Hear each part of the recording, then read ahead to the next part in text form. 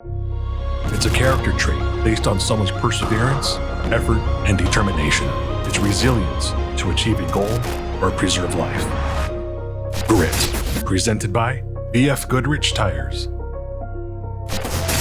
Stories from the other side of the steering wheel.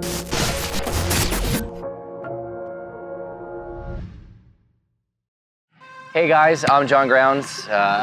Behind me is basically Proving Grounds Racing. It's our racing program that we've been doing in Ultra 4 for a long time. We're currently sitting here in beautiful Tennessee, waiting for race day tomorrow.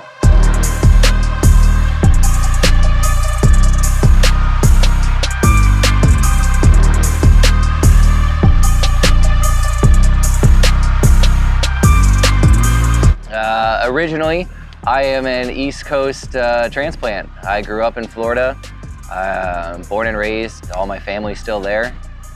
Daytona Beach is where I was born and raised. Went to college back, years ago now, but went to college in Jacksonville. Loved off-roading, loved Jeeps. Always had Jeeps growing up. Even when I was 16, I bought my dad's Jeep just so I had a car to drive, and I remember him telling me, don't take it in the woods. And the first day when me and my buddies had lunch, we took the Jeep in the woods. I got a flat tire.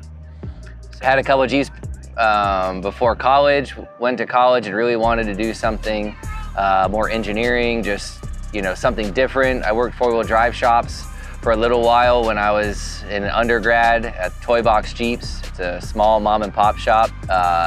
Was there probably 4 years till I up and moved to Jacksonville.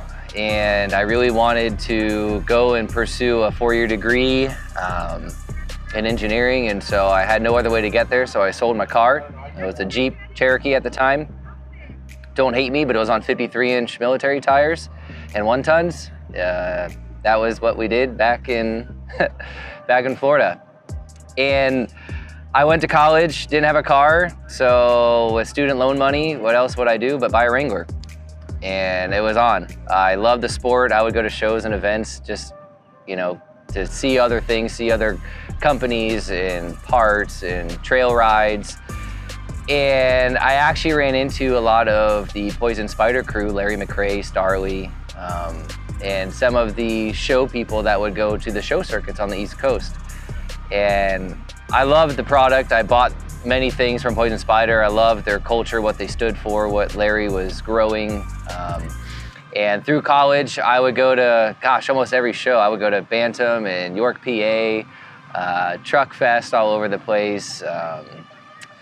It was fun. I met a ton of awesome people. And as I grew in my, career in school and my, getting closer to graduation, I also grew in the industry of going to the shows and events where I met, great people like Damon Flippo from Rigid and Jeremy Purick from Rock Crawler, who's a huge mentor to me even today. And John and Cindy from S-Pod, just so many awesome companies, Jim Cates at Magnaflow, everybody that kind of helped grow me in my younger years of college in the off-road industry. Even Larry McRae helping nurture BF Goodrich with me and understanding, the value of a great race tire and a great, tire and company to be a part of. Tim Cromer now is stepped in as the marketing director role, and he lives in my backwoods in Arizona now. It's just been a great upbringing from my childhood and the earlier years of my college education. And I knew I wanted to be in the industry. I just didn't know how in depth or how I would get there pursuing a civil engineering degree at UNF. When I started my senior year at UNF, Larry McRae reached out to me and said, hey, I need an engineer and I want you to come and work for me. And Larry owned Poison Spyder at the time. They were in Southern California and I'm all the way in Florida. And I thought this was the coolest thing ever that, humbled that Larry would come to me and ask me for a position, to work with his team and, just this amazing group of people. And I had to choose between finishing my career in school or pursuing my career in the off-road industry. And, I fought with a little while, and I ended up calling Larry and saying, I greatly appreciate the opportunity to bring me on board, but I have to finish my degree or I would never forgive myself for getting this far to pursue something else. And he respected that. And I finished out my senior year, and I think a month before I graduated, I called Larry and said, hey, I'm about to graduate, and if the offer still stands, I'd love to be a part of Poison Spyder. So I sold everything I had. Literally everything I had, I sold. And what I didn't or couldn't sell or give away, I packed up on a trailer and I headed west to California. And I don't think I've ever looked back to Florida since. I'm sure my family hates it. I'm the youngest of 5. All of my family, my nieces, my nephews, my brothers, my sisters, my mom and dad, they all live in Florida. And you know, I go for Jeep Beach, and maybe that's enough, I don't know, sorry. But it's different being on my own and having to learn to do the things that normally you have a support group. And so when I moved, I knew I would be leaving that. But little did I know, Sherry and Larry basically became my extended mother and father. I had to get a root canal done, I think the second month I was at Poison Spyder, and Sherry took me to the dentist or whatever, and they put me out, and she was there to, you know, when I came to take funny videos of me coming off of the anesthesia. And of course she posted it, and it was hilarious, so I'll give you that. But they just took care of me. Larry and Sherry had basically nurtured me into the, I guess, man I am today, and as well as my family. I don't want to discredit that, but in the later years of my life, I guess, they really kind of taught me, you know, how to be humble and how to walk, how to hold my head high, even in the darkest of situations, especially when Larry was going through cancer. And, you know, that whole entire era at Poison Spyder was, you know, every one of us got closer together. I think the whole off-road industry got closer together during that. And, you know, it says something about a person that can bring that group or that type of group from all over together to support a situation like that. So I learned a lot. Poison Spyder was 5 years of my designing off-road industry career. You know, and I was on that team for a long time for the racing career. And I sat down with Larry and I said, Larry, I want to race. And Larry said, John, no, you don't. I said, Larry, I do. I know I could do it. I want to buy a car. I'm ready. I'm going to sell my TJ. I'm going to buy a race car, and I'm going to compete. And Larry said, whatever you think racing costs, multiply that by 3, and that's how much it costs. I thought Larry then was out of his mind, but Larry McRae, you were spot on. It is 3 times as much. But I went against Larry's wishes, and I bought Jeremy Purick's 4570 car.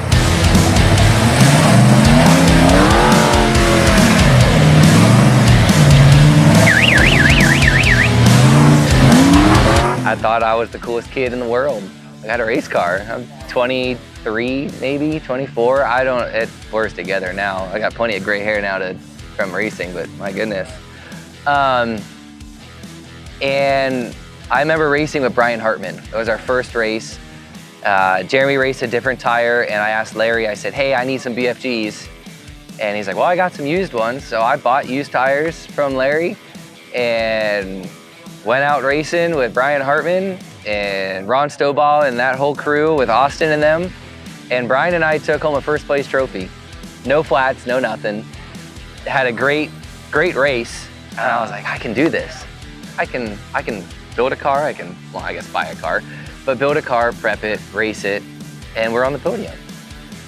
We raced a couple other races past that, and then we went to Glen Helen, which is Southern California race short course. And again, I've never, I guess, wadded up a car until Glen Helen. So we raced it, and we came over a double, and we came way too hot, and we ended up endoing the car end over end, yard sailing the sucker. Car was done, gone. And I'm like, well, there goes my investment. Larry, you're 3 times as much, probably comes in right about here. Just as it may, I had a choice to where if I was gonna rebuild the car and pursue this racing career, or if I was gonna throttle back and sell or cut my losses and just kind of continue with what I was doing. And I decided to fix it. And I had so many supporters and partners in our program at the time reach out and say, what do you need? How can we help? How we know that you are grassroots racing. You are the small guy into this, but how can we get you back to the track? And IMS Metals was a huge supporter in that. Jody Bunlong has helped us tremendously over the years, and we had to build a new chassis, and she said, we want to support you with whatever you need from us, let us know. And they opened an account for us to be able to rebuild the car. Poison Spyder with all new parts, Motive race gear, Tom Woods drive shafts. I mean, all of our sponsors and supporters that are still helping us today, 7 years later, they all came on board and helped us get this car back together. And we went out and we've been racing that car the last 5 years, 6 years since that accident happened. It's podiumed every single race except Hammers this year. So it was a good move for me to kind of stick to my gut and pursue that racing career. I guess after a few years, Transamerica bought Poison Spyder. So I worked for Greg Adler, and we always had fun because we would see each other at the track. We would see each other at different shows and events with our buggies, and no sooner than that, Poison Spyder, or Transamerica now at the time, was bought out by Polaris. So Polaris came in, and I was a part of that acquisition. And from then, I really wanted to pursue something a little bit more and look for growing my career in the engineering or the industry itself. And in no time, Mark Turner was calling me, asking me about taking a director of engineering position at Daystar International. And at that time, my girlfriend left me. I was done racing the series at Poison Spyder, and I actually lost the opportunity for a promotion when Polaris brought in one of their own for the job that was opening up in engineering. And so I kind of saw this as a sign to take it. And so I moved to Phoenix, Arizona. And Mark opened the doors for my racing program. Daystar, we raced for 3 years with them, and we've never finished King of Hammers in our 45 car until Mark came in and helped us with our program with the support and new sponsors. Fox Shocks came on board with us. Dirty Life Race Wheels came on board with us. And there was, just growth. I think if there's ever a word in my career from my adolescence or my college or high school and smaller industry days, is growth.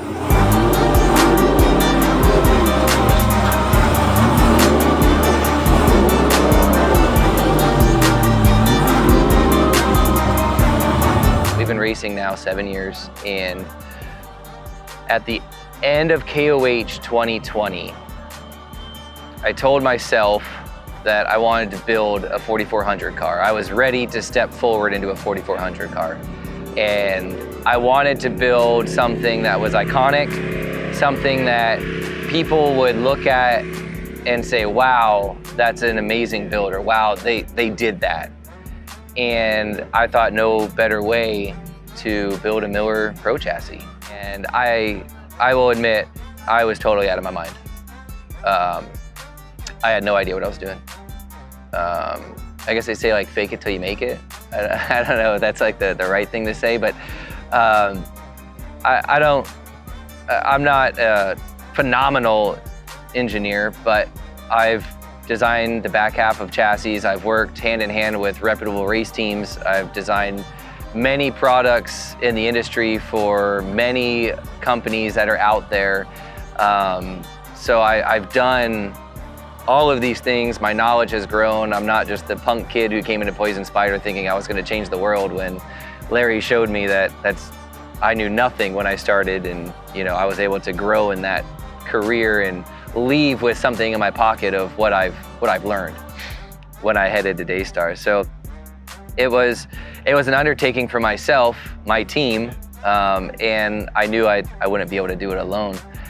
And so Mark Turner had resigned from Daystar Products as the CEO or owner of the company. And I kind of feel like that was the same stepping stone I needed. Almost like Mark brought me into Daystar, and when Mark left, it was kind of like Mark saying, hey, if you want to grow into what you want to do and pursue this career of racing, I won't hold you back. You don't owe Daystar or myself, anything from me moving you across the country again, or, uprooting you to a new spot. Coming on board with, an Ultra 4 car and a reputable race team of years of experience, and then doing well. It just kind of, I would say Mark was proud, of the growth that Daystar brought to the team, myself, and, my career at Daystar. And it wasn't until, I think, August 6th or 7th, Daniel, one of my guys, went to California, had the pallets of tubes, just pallets of tubes sitting on the ground. He was like, hey, I'm gonna meet you halfway at Arizona state line to California, and I'm gonna drop off the tubes. And I'm like, Daniel, you're not gonna help put them together? And he's like, nope, I'm dropping them off, and you're gonna put the tubes together. And so we got the chassis, and it was on. From then, I kind of had a quarrel with myself of, this program's gonna need something more. This program's gonna need growth and to move forward to the next level, and how do I do that? And I've had a lot of ideas over the past few years working for, these great mentors and these amazing companies of wanting to branch out and do things, of my own design and of my own creation. And it was a tough decision to make.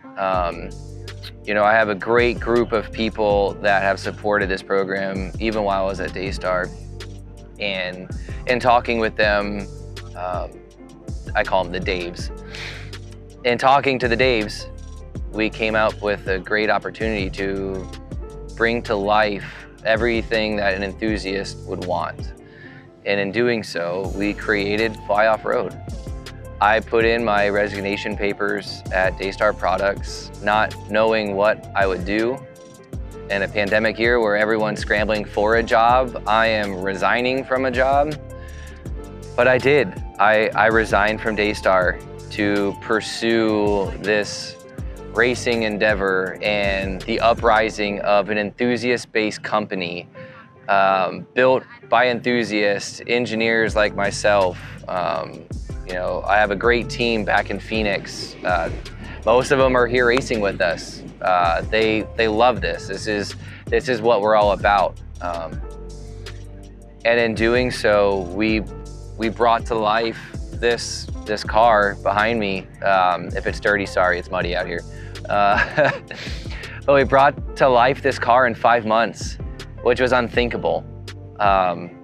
We would work day and night, third shifts. We would park the motorhome outside of the shop and just sleep in the motorhome because it was so late and we were trying to make deadlines. And we built this car in hopes to pursue this career and be a beacon for this new company that we're bringing to life. And we kicked it off at KOH not only with a brand new car, but bringing Fly Off-Road to life. And it's been the coolest ride. It's been humbling to look back and reflect on where I was 10 years ago and thinking to myself, would I ever feel like I would be in this spot? Would I ever feel like I'd be sitting in a Miller Pro chassis, helping design, create my own ideas with a fantastic team of people, and do what we love to do and enjoy life on every minute of it. And I could never see this in a million years. When I started racing, I was sleeping on a flatbed trailer or in the back of my truck. I remember I raced the Min 400 and me and my co-driver CJ had to get out of the car to fuel the car because we didn't have anybody with us. I didn't have a team. I had me and a co-driver who was dumb enough to race with me. Like, coming from that to, you know, the opportunities that we have, where in 2019 I was able to buy an enclosed race hauler trailer to put the car in and sleep the crew and be able to get to the races across the country, to, you know, now having the team big enough and large enough program with shows and events for Fly Off-Road to go after a semi and a new trailer to be able to haul multiple cars and show equipment and T-displays and apparel and all of these things, you know, for the show circuit, along with racing as, you know, a marketing structure and program. I'd say you were crazy if you would tell me this is where I would be. I can't say that every hardship had made me stronger of growing through that lesson. There were times where I would wait till Friday till my check cleared so I could go and get fuel for the race. Like, you just do what you need to do. I wouldn't spend $50 on groceries, but I'd buy a car part for 200 bucks. It's just been a wild ride. There's been so many people. There's been so many great people that have coached me to get here. And sometimes it's the people you never think of. Sometimes it's the little actions that you would never think of. I'm not like big on the energy kind of stuff, but I feel like you can always see someone who is passionate about what they do or the work that they're doing or a sport that they thoroughly enjoy. And I think that reflects out of my grassroots program that I've built. This KOH, I think I had 25 people in our pits supporting us. When I used to go to KOH with the trailer and I used to sleep on John Snell's couch and Tracy would cook sandwiches. Like, it's eye-opening to be able to grow into a sport as I grow older. I'm 31, so I started this endeavor back when I think I started working for Larry when I was 21 or 22, so 10 years. And I wouldn't change it for the world. And there's so much further to go. This isn't the end. This isn't the stopping point. This is just the present. The future is everything to hold for us. You know, more seasons, learning a new car, growth for Fly Off-Road, shows, events, you know, new builds, new products, new friends, new partners, and, you know, supporters of our program. So what the future holds, can only wait and find out.